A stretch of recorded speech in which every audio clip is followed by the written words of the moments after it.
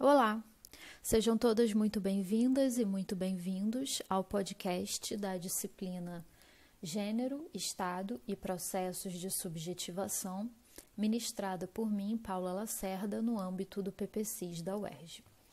Esse episódio equivale à terceira aula da disciplina, que temos como texto a sexualização da raça e a racialização da sexualidade no contexto latino-americano atual. A autora é Mara Viveiros Vigoia e eu vou falar um pouquinho sobre ela. Assim, é um texto de 2008. Mara Viveiros é uma autora do campo da economia, economista de formação na Colômbia, mas depois realizou seu mestrado e doutorado analisando questões de gênero em perspectiva antropológica.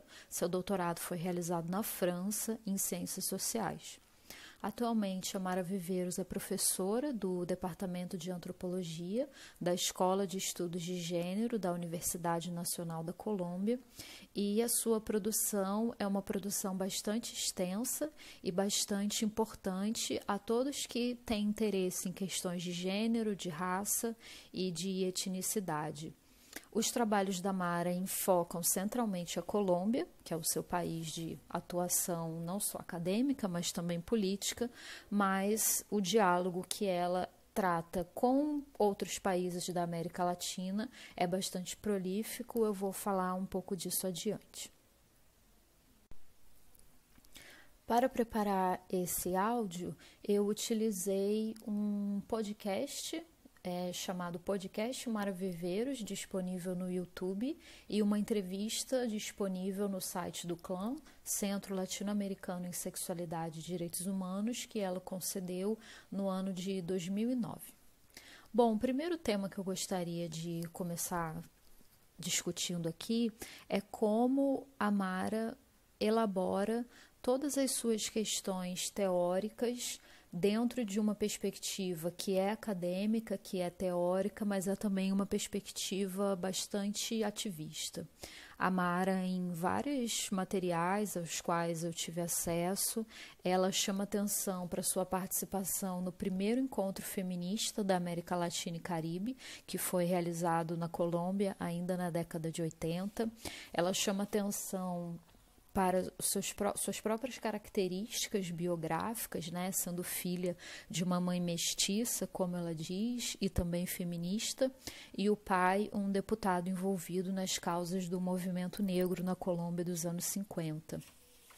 Ela não foi fazer o doutorado na França por acaso, ela já tinha uma formação bilíngue, como ela chama atenção também nas suas falas, e ela afirma que isso se deveu às próprias concepções políticas e perspectivas do pai dela, esse deputado envolvido nas causas do movimento negro, que considerava o exemplo da França e a República Francesa um exemplo de, ideais republicanos e uma maior afinidade às questões étnico-raciais do que outras culturas, que estavam presentes ali na Colômbia.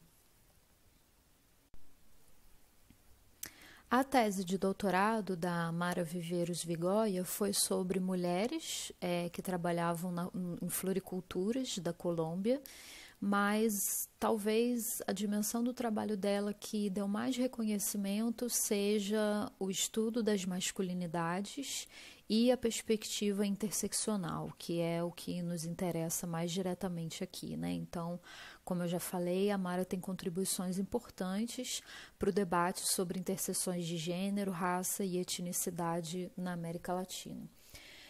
Um outro ponto, talvez diferente do trabalho da Mara, ou que tenha sido muito inovador, principalmente quando ela começa a produzir essas análises, diz respeito à discussão de temas como o amor e o desejo, temas muito pouco trabalhados, ou pelo menos enquadrados em outras chaves teóricas, mais relacionadas ao campo da antropologia médica ou indexados sobre o tema da saúde sexual e reprodutiva. No trabalho da Mara, esses temas adquirem centralidade e são articulados a discussões sobre identidade, sobre masculinidade e feminilidade. O ponto de partida, digamos assim, crítico da autora foi tentar pensar o feminismo na Colômbia através de uma perspectiva que não incluísse só a perspectiva de classe, mas que incluísse também os marcadores de raça e etnicidade, porque para ela isso parecia central e, digamos, o feminismo na Colômbia, né? E aí eu já falei que não é correto, não seria correto traçarmos uma distinção entre o que seria o feminismo ativista e o que seria o feminismo acadêmico, né? A Mara fala a partir desses dois lugares.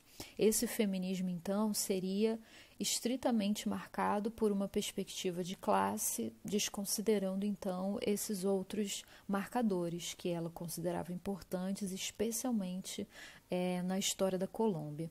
Então, quando a gente pensa, né, em raça e etnicidade, no caso da Colômbia, mas também no caso brasileiro, a gente pode pensar em questões de raça, por isso ela vai enfocar nos seus trabalhos a racialidade e a conexão de amor e de desejo, de performances de homens negros, por exemplo, de homens e mulheres negras, mas com o foco em homens negros, né, nos trabalhos depois dessa tese de doutorado que eu comentei, mas também na presença indígena, como entre nós, né, no Brasil, e na presença mestiça, né? A categoria mestiço é uma categoria bastante central na cultura e na política colombiana. Não por acaso a gente viu que essa era a definição, não sei se autodefinição ou definição atribuída à Mara, a própria mãe dela. Bom, então a autora sai desse ponto de partida, que é um ponto de partida crítico, né, que identificava uma lacuna ou uma omissão dentro de uma perspectiva feminista, ativista e teórica, né, que era enfatizar exclusivamente questões de classe, mas parte também de uma outra lacuna que significava compreender o gênero a partir do feminino. Então, ainda nos anos 90, a autora realizou um trabalho comparativo em termos de identidades masculinas em 3 países da América Latina, né, além da própria Colômbia, mas incluindo também o Chile e o Peru, né. Esse foi um trabalho que foi financiado pela Fundação FOR, e ele é um trabalho de 95 e ele apresenta uma certa transformação e, ao mesmo tempo, a formação de um campo de estudos sobre masculinidade. E essa, não sei se torção, mas esse direcionamento das pesquisas da Mara tem a ver com 2 inspirações, como ela vai chamar a atenção. E essas inspirações estão presentes no texto dessa aula de maneira bastante central, ela fala disso claramente, que é a perspectiva Foucaultiana, especificamente uma parte dessa teoria que foi revisitada pelos estudos pós-coloniais e subalternos, né, como a gente discutiu também na aula passada, que tratou sobre a Spivak, e as teorias do Black Feminism, né, do feminismo negro, a partir dos Estados Unidos, que apresenta um caminho de compreender as posições de gênero nem sempre estudadas, né? O que faz disso uma perspectiva crítica. Então, vejam, a partir desse conjunto de inspirações, a autora se volta e faz uso da sua própria posição também de marginalidade, né? Como uma autora que se entende como uma autora negra, para analisar as relações de poder. Então, ela se volta não para aquele grupo tradicionalmente estudado dentro dos estudos de gênero, que seriam as mulheres, né? Se volta para compreender a masculinidade e se volta para compreender também a heterossexualidade, porque não só a homossexualidade, né, como ela nomeia nos trabalhos, deveria ser estudada e compreendida como um objeto de interesse, mas o que seria também a própria norma, né? A heterossexualidade e a normatividade. E também, nesse sentido, ela afirma adotar uma perspectiva feminista e não separatista, né? Então, é importante tocar nesse ponto, porque todo estudo de gênero vai compreender o gênero como uma categoria relacional. né? Então, o que isso significa dizer? Que a gente só pode falar em mulher, na posição da mulher, na hierarquia que vitimiza as mulheres ou que constrói a subjetividade de mulheres, porque a gente tem o outro parâmetro, que é esse parâmetro masculino. Alguns falam em privilégio, a gente pode pensar em desigualdade, né? Várias categorias estão sendo usadas historicamente, algumas caíram em desuso, outras vêm sendo utilizadas mais recentemente para pensar justamente esses processos, né? Que são processos desiguais e processos de violência que acabam forjando essa subjetividade, mas que precisam ser tratados sempre de uma maneira relacional. Então, se qualquer um de nós for realizar um levantamento, naturalmente vai encontrar mais trabalhos sobre mulheres do que sobre homens, mais trabalhos sobre homossexualidade do que sobre heterossexualidade e possivelmente mais trabalhos que, em termos da tematização da raça, estudam pessoas negras ou pessoas não brancas do que estudo de pessoas brancas ou do que se chama, né, atualmente a própria branquitude, né? Eu acho que isso tem a ver com diversas questões, inclusive com questões da própria construção do campo acadêmico, do campo científico, do campo antropológico, mais especificamente, né, em termos do que foi a construção, entre aspas, de um objeto de estudo, né, uma prática que está, obviamente, relacionada a posições de poder que remontam ao colonialismo, como eu falei na aula passada também, mas que vem sendo questionada nos últimos anos, né? Então, o trabalho da Mara, desde os anos 90, já está pontuando essas questões, né? Na entrevista ao Clã, né, a Mara Viveiros fala que chegou ao feminismo lendo Angela Davis, então essa teria sido a grande inspiração dela para construir os seus estudos sobre interseccionalidade e para produzir a sua crítica ao feminismo branco, né? Então, é também com essa referência que a autora se volta para estudar. O que eu estou tentando falar nessas últimas frases é justamente o que era invisibilizado ou o que era negligenciado. Só que essa invisibilização e essa negligência equivalia a uma divisão de poderes, nesse sentido do que se torna um objeto de estudo e o que não se torna um objeto de estudo. Então, é claro que os homens estão em posições de mais poder e de maior privilégio do que as mulheres. E isso é precisamente o que os torna menos objeto de estudo, tá? Assim como as outras questões de raça e de sexualidade que eu chamei a atenção. Então, estudar o gênero pela perspectiva dos homens produz esse tipo de inversão da lógica de quem pesquisa e de quem é pesquisado, que a autora vai propor, e a partir dos anos 2008, né, esse texto que a gente vai discutir é de 2008, a entrevista que eu li é de 2010, ela já apresenta como parte da sua agenda de pesquisa um interesse em estudar o que ela já chama nesse momento de branquitude.